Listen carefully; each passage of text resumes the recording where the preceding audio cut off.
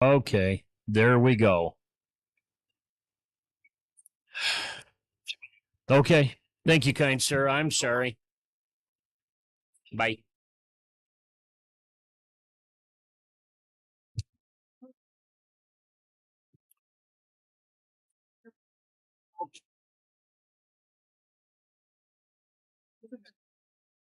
Yep. Turn it on, please. Awesome. Yep.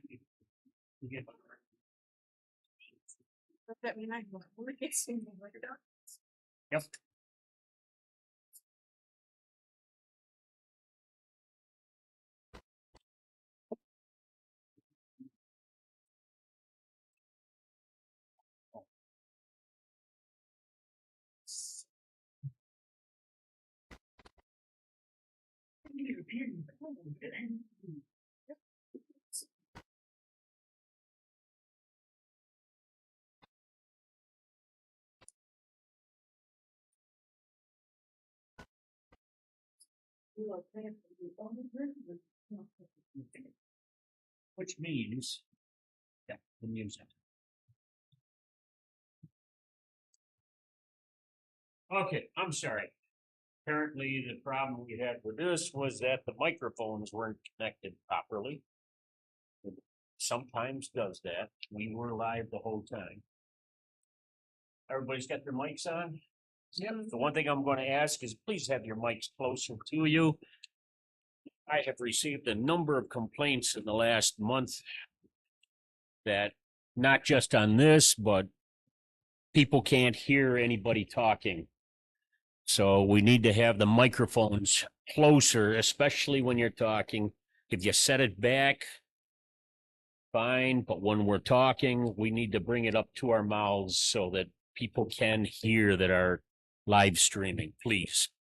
I just remembered the phone.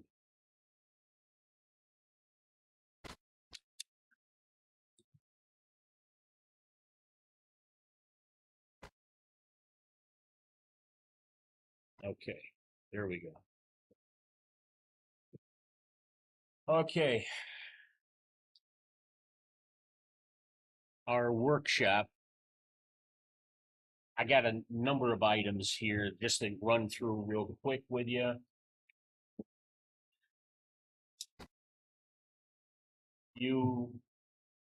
I sent you electronically for us to take a look at,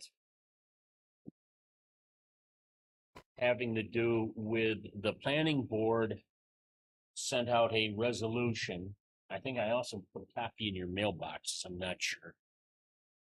Whereas the planning board has interviewed Labella Associates and Wendell Engineers for the purpose of helping with an updated comprehensive plan.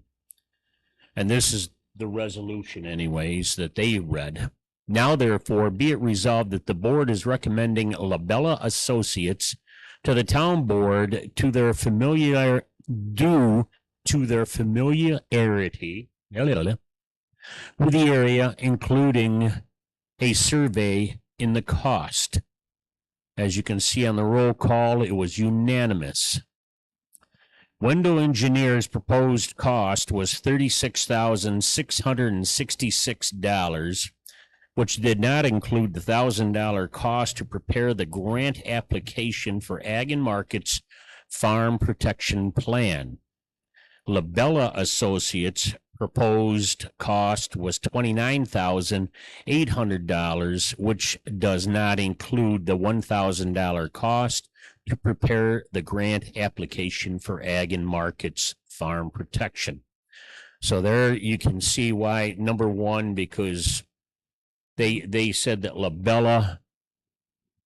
Labella has worked with the town of Barre for many, many years. I should say decades. So they're very familiar with the town of Barre. They helped with the last comp plan, and they came in roughly about $6,000 under what Wendell's had proposed. The Ag and Market plan and the grant application would help cut the cost greatly. And that is something that they would need to get onto quickly. We would not get that grant money until 2024, if I remember the conversations that were had.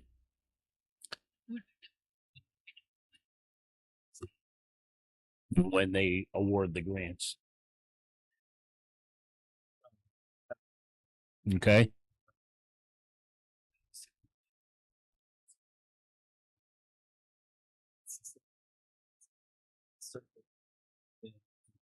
No questions at all on the wind turbines.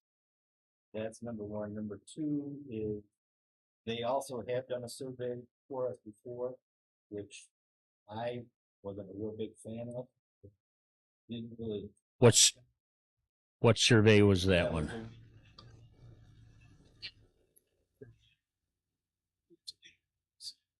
Yeah, in regards to what the town desired for the industrial wind turbines for the Heritage Wind Project. Yes, we have used them a lot. And that's might be a little bit too much to, problem with. They're so, if they think they can just kind of move right through, easily without thinking them full town in.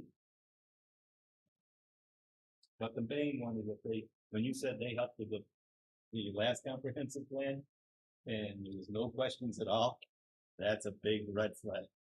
They did not design or hand out anything to do with the last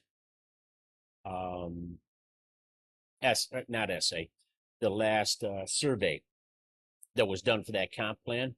They had nothing to do with that. That was something that the planning board had put together themselves.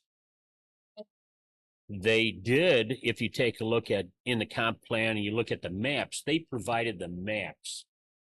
Really, the planning board did most of the work on that last comp plan. LaBella only provided, what is the problem with me talking tonight? Provided the maps for that. Lee, you want to add something, seeing how you're coming in? Microphone?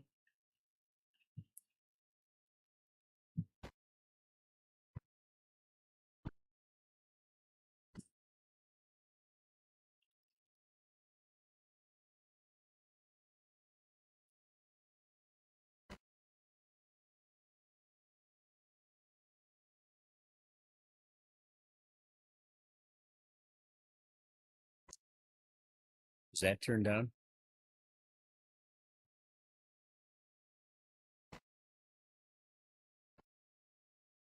Now you want to repeat yourself now? LaBella did the maps only for the comprehensive plan, the most recent comprehensive plan. LaBella helped with the town of Albion, the village of Albion, and the town of Barry plan that was put in place in 1996. The planning board did the rest of the comp plan that 2017, 2018 time that we're currently using. And what is the expense? And just the map and my salary. No, the 2017. In other words, the last comp plan, how much did that cost the town?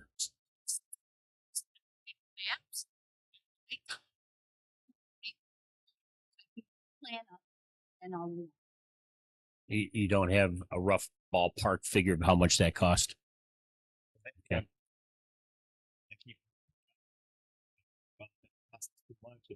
All this. And, we got into, now we're going to interview people, and it's, we're talking 36,000. Okay, yeah, that's an investment. But then it wasn't that much of an investment last time they did it that they went through. Right. I don't know. Do you want it done correctly, or do you want it? I don't want to say that they don't have the ability, but let's just say that having it done professionally would be good to have a third party handle the whole thing. This comp plan. It was completed in 2017. I remember that was, I first came into this position in 2018. It was either January or February of 2018 when we approved the comp plan. But they started working on it significantly before. It was a Yeah, 7-year, I believe it was 2010. 2010 that they Yeah. started working on it. So, and the survey itself, it was adopted in December 13th, 2017. And the survey itself, I can tell you when that was done, I believe. But that was done, I believe it was over 10, at or around the 10-year mark that the survey was done. No, it would have been after that because I basically started December of 2010. And it would have been, it was the majority of the survey was done at election day. Whether it was that next year or the following year after that.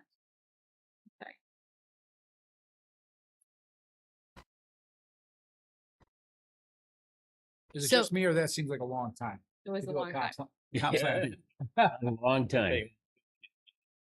But they, Yes. They didn't have any real guidance insofar as the way it should be designed, put together. They just figured they're just based on doing their own research of what others looked like. That's how they handled it. So that's one reason for having a third party handle the whole comp plan at this time. They'll write the grant, which if we write the grant, they write the grant, they know what right. they're looking for. And I have, one of the early steps in the planning process was a survey of all residents in the town of Barry conducted in November of 2013. So just shy of 10 years ago. And, I think that if we go back, I don't think that what Dad was saying was that he was opposed to hiring a firm or to having someone who this is their area of expertise. I think that the concern is making sure, especially because, you know, what Sean was sharing is that we have concerns with the comprehensive plan, the way that it was done previously. And we want to make sure that this next one is done really well. I'm not saying that it didn't serve its purpose but there were things that we would like to do differently for the next go around. And I think that one of the concerns is that if Labella did have their hand in this, how we can make sure that we actually are getting what we would like from this process. Did the planning board see any of Labella's or Wendell's finished comprehensive plans to review from other communities? Not during. So I think that to me, that's something, what is our finished product actually going to look like? What is another, what have they done for other similar communities at this price point that would allow us the opportunity to actually see what the product is going to be? Also, did they provide a timeline of how long the process would take?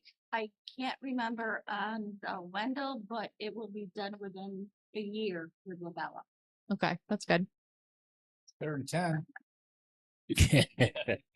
True. Now, proposed costs, is there any movement in those, or is that set in stone? I mean, could you go to Wendell and say, look, we got Labella X amount, would you be willing to match that to be competitive in that field? I mean, is this your proposed cost? We'd all like a proposed cost of X. They both were saying that this was pretty much what the cost would be. And the person that was here for Labella would be the one that would spearhead it for Labella. The person that was here from Wendell was one of the co-owners of Wendell and said it would be passed off to one of their people to spearhead it. Who is here from Labella? Barbara Johnson.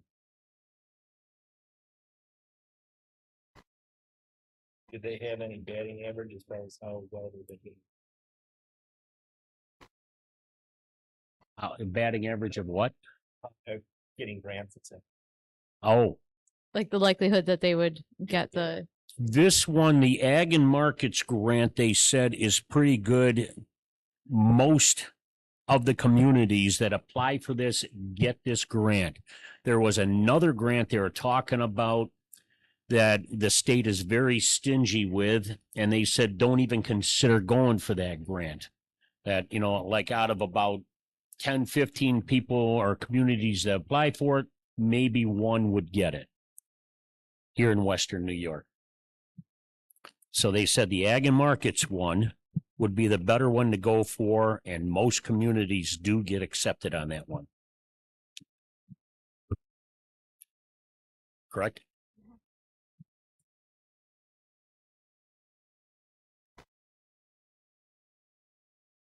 And yes, that was brought up in the interviews because the previous comp plan did not have anything about green energy per se. They said that they wanted to see that insofar as wind and solar, and it was also brought up, and that's something that I have later on in my agenda here, about energy storage units. Now, we've got a law on our books at this time, but I think we need to revisit it. Basically, when that law was written, that was taking what NYSERDA had recommended and modifying it for our town, just so we had a law on the books. But I think we need to address that again and take another serious look at that, because you can't keep dumping energy into the grid all the time, because they'll max it out. So what are they going to do with that energy they are producing? They'll throw it into energy storage units. Not that our two projects, they both say no, they're not going to do it. But down the road, there might be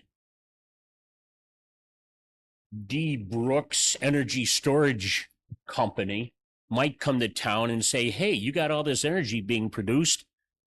We'll put in an energy storage unit.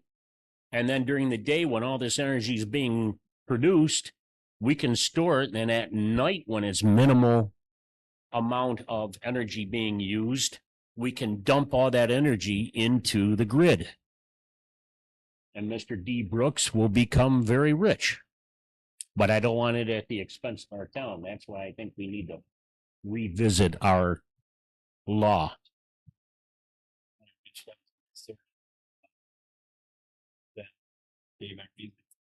Project needed here with storage.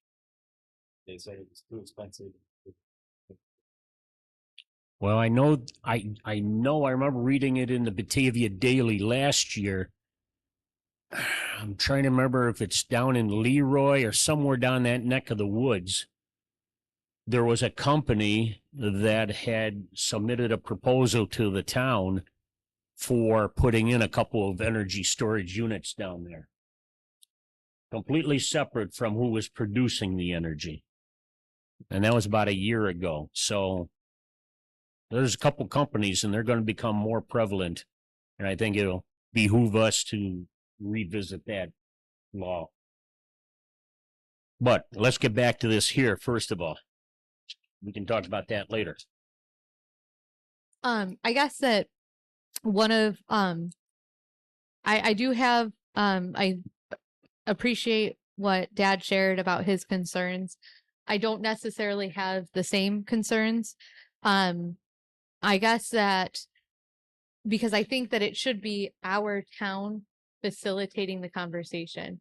And I think that there are, there's a lot coming up, a lot that we need to have on the comprehensive plan. I think that, you know, I drafted up some of the things that I think are that were shared by the board of things that should be covered.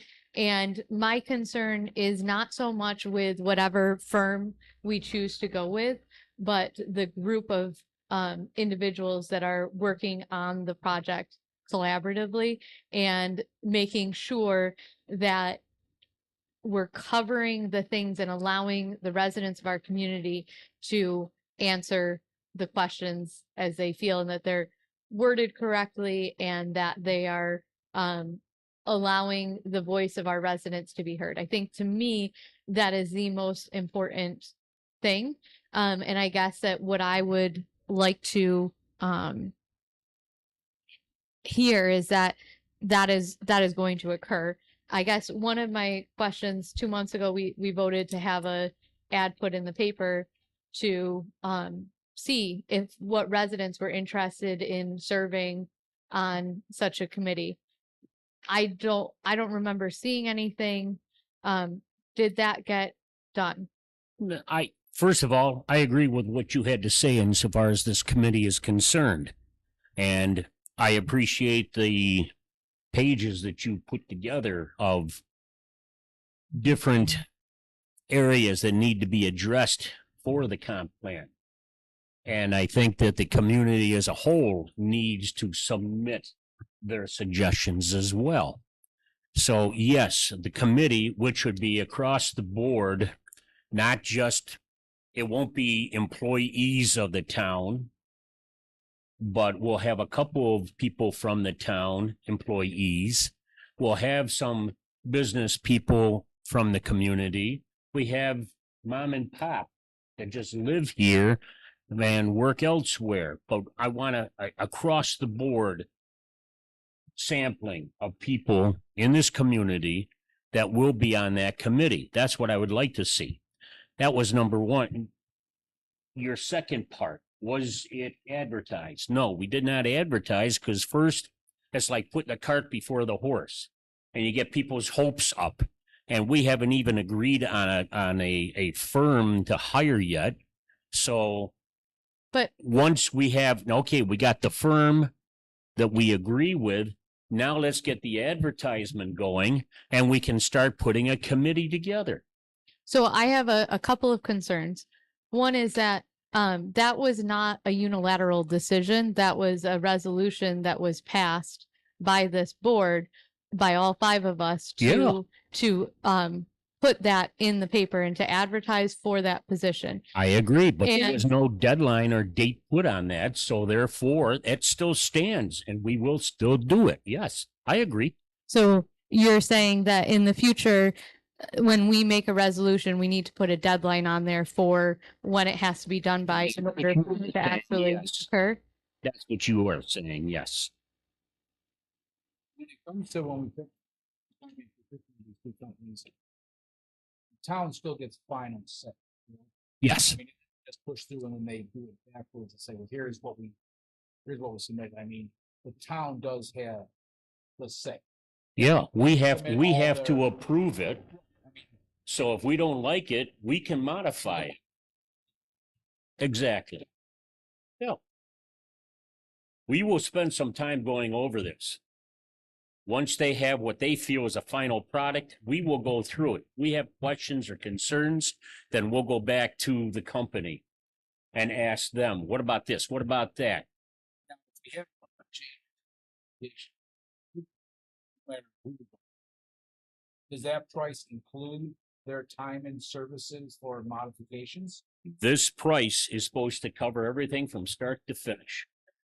Just so they don't come back and say, well, we got X amount more man hours that we got in, so we have to charge the town X. No, that wasn't the deal. That's right.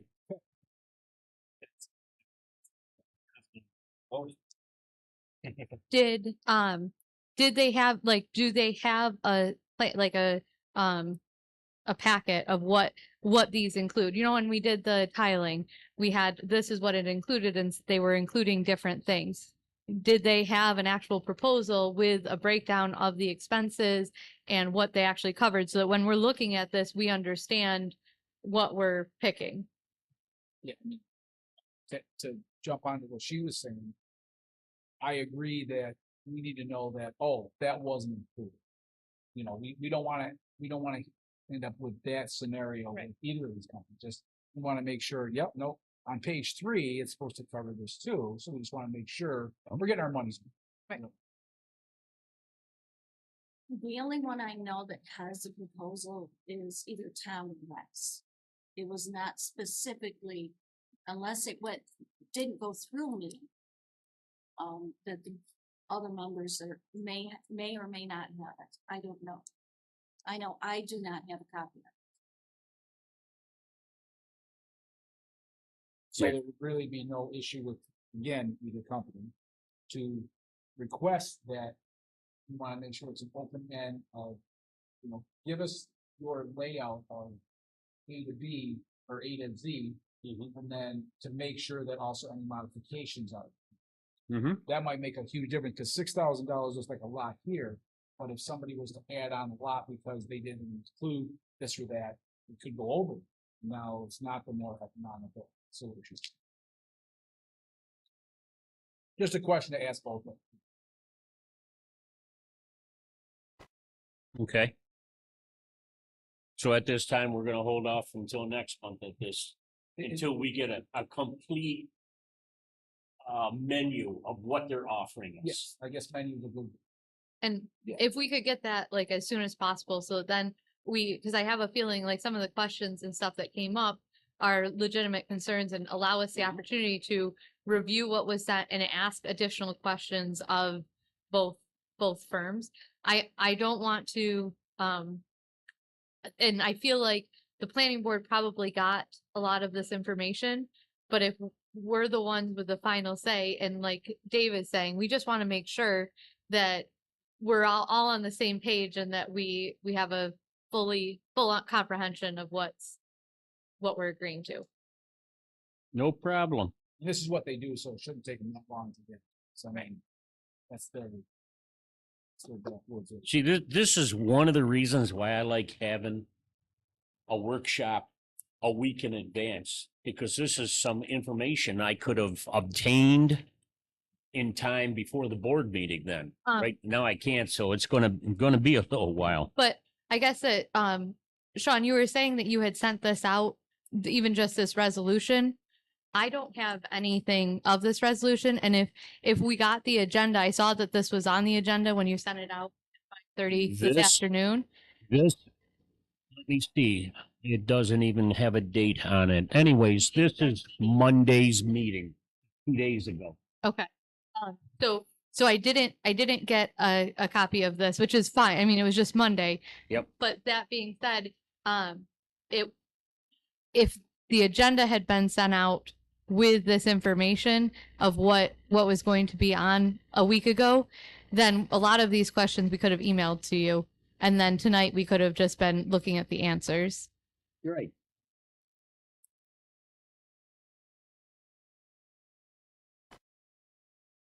Okay, we can scratch that on our agenda for tonight. That's off. Okay.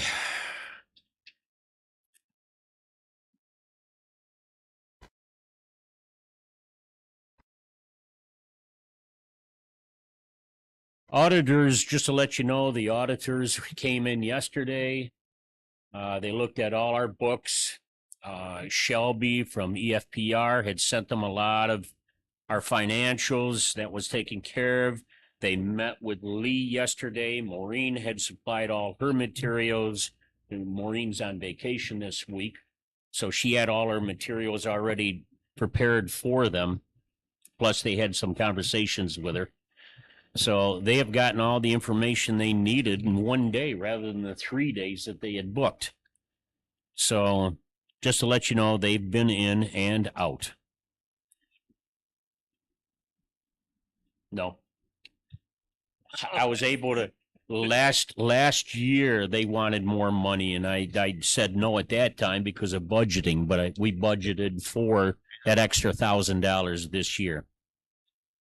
Sean, can you send out the audit from last year's, the report? Sure.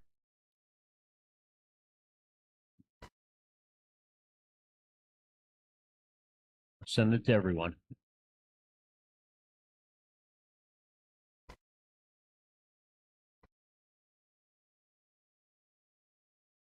That'd be, remember, that's for 2021. Because right now they're doing an audit on 22. Okay.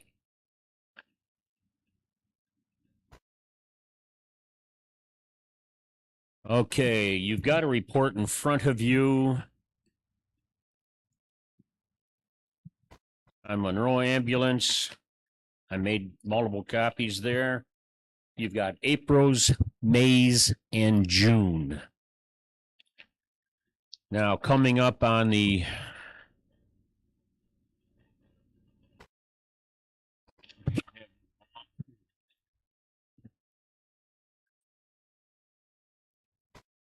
April, May are stapled together.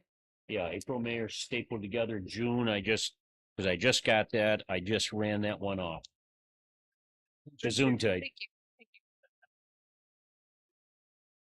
Okay, I've also requested, and will probably be coming in tonight. I asked from the 911 center for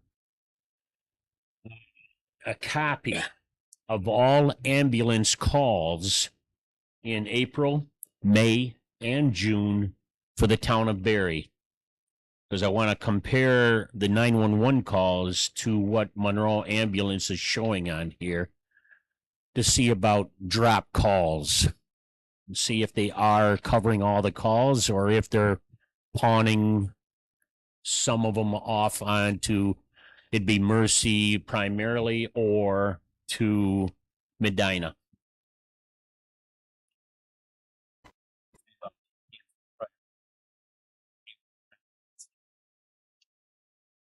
People are canceling, or they're canceling. They can tell them they can't make it. Good question. I don't know. Uh. That's something I'll find out because we have a meeting coming up the 25th where the supervisors and our attorneys are all meeting with Monroe Ambulance at that time because it's just about time to negotiate a contract with them for next year. If we're not happy, we're going to let them know. And that's why I want a comparison. But drop call, was it dropped because they couldn't answer the call? Was it dropped because 911 said they don't need you after all? I don't know. Not until I asked them specifically. We don't have to get into another contract, right?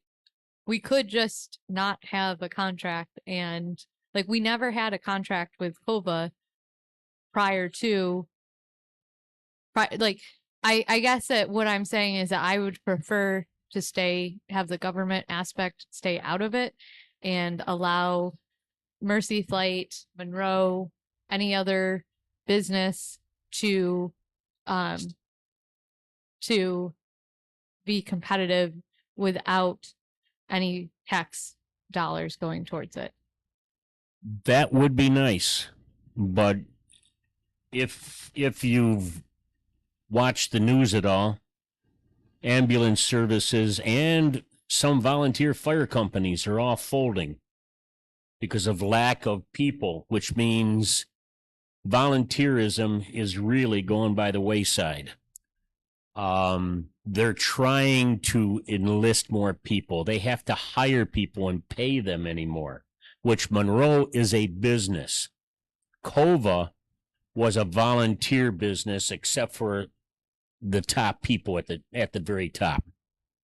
And that's how they started out. By the end, I think they only had like 1 or 2 volunteers. They were paying just about everybody. But they were a volunteer, which means they had to come up with funding. And they started squeezing the towns. And that's why we started this whole thing 2 years ago, 3 years ago. Right. And I was involved in that. And I went to the meeting at Hoag Library and I followed along with what was going on. What I don't like and what, I was told was, oh, well, we have to sign an agreement with Monroe. We have to get them out here because Mercy Flight is not going to, they won't come to our area. They can't come to our area. We signed the agreement, an $8,000 contract with Monroe, and lo and behold, Mercy Flight is in our area. And Mercy Flight was actually taking most of the calls that we thought Monroe, because of our contract, was supposed to be doing. My concern, I've shared this before, I come from a very conservative idea, and it from my perspective, a lot of the times when government gets involved with this type of situations, it makes it worse instead of better. And so if there's an opportunity that we can say, you know what, if we didn't have any coverage, yes, I would be more concerned. But if we have options, Monroe, Mercy Flight, let them figure it out. Well, a lot of your information is inaccurate, Carrie, insofar as the costs and letting them fight it out. It's not going to happen. It's not going to happen whatsoever. But The reason why it was a last minute was because COVA was trying to squeeze us at the end of last year, trying to squeeze us for 20,000. Remember, I brought that into the board meeting and told you what they wanted was $20,000, and that was just to bail them out in 22. Then they wanted another 20,000 for 23. Now, $40,000 versus 8,000, big difference. And this was just for 8,000 was for Monroe to get up and running, get locations set. That was just a startup figure. Now, them being a business, they, as far as the supervisors in our discussions with them, they should be showing a profit. And if they show a profit, that means we don't have to pay as much. we shouldn't pay Mercy. anything. We all agree with you. But the reality of today's world is we're going to have to. But Mercy already said at a meeting late last year when all of a sudden COVA said, oh, Mercy's taking over for us. But Mercy could not get the approval from the state that quickly to work our area. but they Only as did when we before the like they were taking the calls. Like Monroe, we got that email from Monroe saying that Mercy is taking the calls that they were supposed to be taking for the town of Barry. that's So because if- of the contract that we agreed on. They needed time to get situated, stationed in our county. But so this is where I remember I believe it was 2021 when you had in the budget $10,000 for COVA to try and help them. And I understand that things changed and that there's different situations. I'm just saying, and I would like to reiterate that these are businesses. We are a government agency. We have two competitive businesses in our area that we paid, and now Monroe is set up and they're established and they should be making a profit. I And agree. we should not be giving any additional funding towards having coverage when we have two businesses competing to cover our area. Mercy had also, when they said they were going to come in and they'd cover here, they were going to be charging us as well. Mercy was going to charge us also. So whether we went with Monroe or Mercy, both of them said, this is what it's going to cost you. They didn't, because when we agreed to Monroe, I asked if Mercy, I said, Mercy is still there. Is that, and I was told, no, they are not coming in. They said yes. You didn't attend the county meetings. You didn't meet with those people down there. You weren't in on those. No, Well, this started years ago with Tom McCabe and I going to the original meetings. And then Margaret took over in my place, and Margaret and Tom continued in all those meetings. And But then that I was went to the last few county meetings. And whether we went with either one, Mercy could not guarantee coming in. The only way they could come in is if they had the state approval. I forgot what it's called. Like a certificate of need. Yes. A CON. They needed to get that from the state so they could operate in this county. They now have that. They got that just as of, I don't know, like May. So now they can operate here, but they're still talking about charging us as well. I guess my thing is just, it's not an option. We're not paying anything, and just say no. And how is that going to look to your citizens? How The is it, people as you long as they- represent. as long as they have ambulance coverage, how does it look to them that we paid $8,000 and Mercy Flight is here?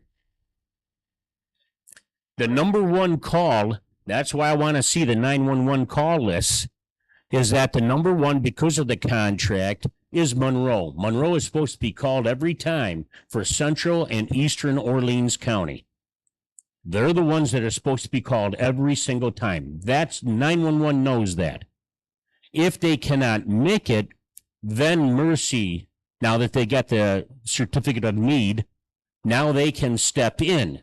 And I guess there was one other occurrence when, because of the CON, or because Mercy couldn't make it either, that Medina has stepped in a couple of times into Central and Eastern. So that's it's layered. So that's where I want. I like this. But if you do a 911 call right now, Yep. You're saying a very resident calls 911. Dispatch looks to Monroe. Monroe says can't make it. Then they got Mercy as a backup. That's what it's supposed to be. You know? Yep. Okay. And so yes, I agree with you. Look at that and see how many times Monroe's dropping the ball and can't make it.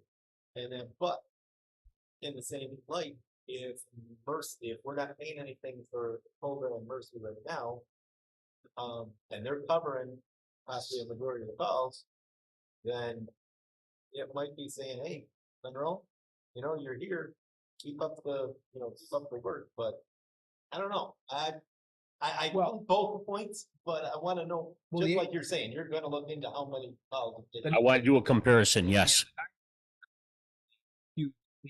Who's hijack? This is a lot like when it comes to towing facilities, which really, and it happens. It's back up. You're on for 2 weeks, off for 2 weeks. Back up. That's how it works. Awesome. We did tow. We actually got off the phone once. It's who you know a lot, but that's a whole nother story. But that's how it's supposed to work. You're on call for 2 weeks. That you're the number one call. If you cannot make it, you said you must call backup. I'm unavailable. They would call backup at that point, and then if that backup couldn't make it for whatever reason, then the one that's technically off would be called. After that, then it would go out of count. So the 911 calls will definitely show who and what. So if it's supposed to be Monroe and you see that Mercy is hijacking them because they all have monitors. I Yep. mean, we're all hearing this. Yep. And you hate to say it, but are they just going and overriding? I'm a big believer in you need a list. I agree 99% of the time with Kerry, but I believe that we need somebody on the payroll showing this is our ambulance service. And if it's getting hijacked by somebody else, somebody needs to step in and say, no, this was supposed to be in Monroe. Talk to Monroe. Why were you not able to make these? That's Yep. what happened to us. When we go to towing meetings, we'll call, okay, you missed 5 calls. Why? What was the reason? Were you on vacation? Was there sickness? I mean, give me a legitimate, or were you just too tired? Too tired or don't want to go out at night. It's not an excuse. 2:00 in the morning. Exactly, which from 30 years of that. that's- But I definitely think there has to be a go-to, whether it be Mercy, Monroe, whoever, that we say, this is our company. To leave it up just to the air, it's fine until something bad happens. So somebody doesn't get covered, doesn't get picked up, it's too late. Somebody expires on the way, bad. Then you're gonna see everybody wanting to be sued. And you know how those lawyers are. Oh, yeah.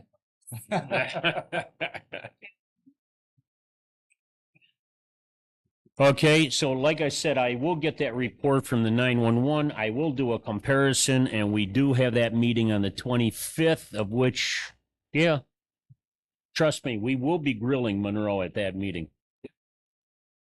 Yes, no. Yep. Real quick, because we only have 5 minutes here left to go.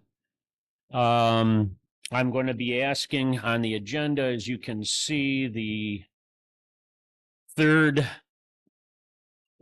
bullet there, advertise for alternates for the planning and ZBA boards. ZBA only has one alternate, and that is vacant at this time. The planning board has 2 alternates, of which They just received a resignation from one of their alternates because they have moved out of town. So therefore, they need 2 people. So I'm going to ask for a resolution so we can advertise. And yes, Carrie, that will be going in very soon. After approval, that is. The energy storage law, I already touched on that. We need to take a serious look at that. Oh, the rug in here. I've gotten some complaints during the primary, especially. Remember back a couple of years ago, we paid a company that came in and they scrubbed our floors and re-waxed them, and they cleaned the carpeting in the town clerk's office as well as in here. Well, for some reason, this carpeting in here, ever since they cleaned it, is creeping now. It's got ridges. We've tried straightening it and flattening it, but it still has creeped up. And during the primary, a couple of people tripped on those little ridges. So what I'm looking for is, does everybody feel okay with me just contacting a couple floor businesses, have them take a look at this? Is this carpeting need to be replaced before we have somebody fall and get hurt? Or I think the reason for the carpeting in here is just because of the echo factor. It absorbs some of the sound, especially with a vaulted ceiling. But I'd like to contact a couple of firms and see if they can give us some idea of what it would cost either to replace the carpeting, or maybe they can stretch the carpeting out, because there's nothing really wrong with the carpeting other than it's getting ridges in it. So if that's okay with everybody, I'll contact some companies and see what I can find out. And the last thing I have, which I'm going to bring up during the board meeting, has to do with George Mathis, who was a supervisor for the town of Barry, who passed away, as you remember, a couple months ago. And that is that they're having a pig roast for him on September 23rd. This was dropped off. I'm going to post it on the front counter. It will also be put onto our website. Yes, thank you. So it's a nice write-up, and they just want to know how many people will attend so they have the right amount of pig meat to supply to everybody. It's being held at the Clarendon Park, Clarendon Town Park. Okay. That's all I can cover for right now. So if everybody wants to, it's 1 minute of, take a 5-minute break, do whatever you got to do, and I'll get this shut down and restart it again.